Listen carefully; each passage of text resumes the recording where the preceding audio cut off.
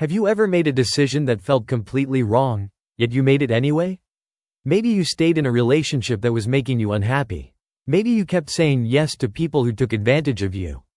Or maybe you spent days overthinking a choice that should have taken minutes. And afterward, you wondered, why do I keep doing this? Most people think decisions are made in the present. But sometimes, the real decision was made years ago, when you were a child. Because every child learns certain rules about how the world works. Not from books, not from advice, but from experience. Imagine a child who only receives attention when they achieve something. Good grades bring praise, success brings affection, but mistakes bring disappointment. That child learns a powerful lesson. My value depends on my performance. The child grows up, becomes an adult, gets a job, builds relationships, makes important life decisions, but the lesson stays. Now they work harder than everyone else. They fear failure more than most people.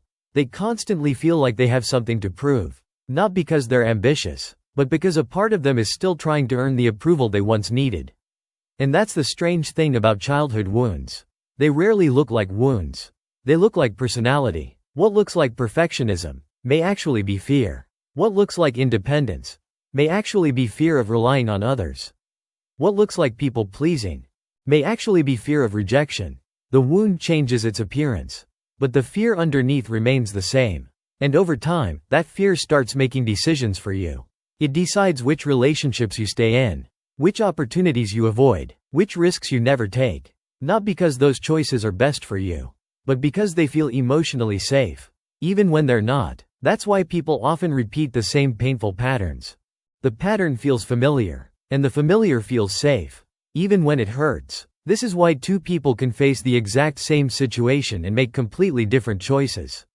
One speaks up, the other stays silent. One walks away, the other stays. One sees opportunity, the other sees danger. The difference isn't always the situation. It's the story they've been carrying since childhood. And here's the question most people never ask. Instead of asking, "What's wrong with me?" try asking, "Where did I learn this? Where did I learn that I have to be perfect? Where did I learn that my needs come second? Where did I learn that making mistakes is dangerous?" Because the moment you ask that question, something changes. You stop seeing yourself as the problem and start seeing the pattern.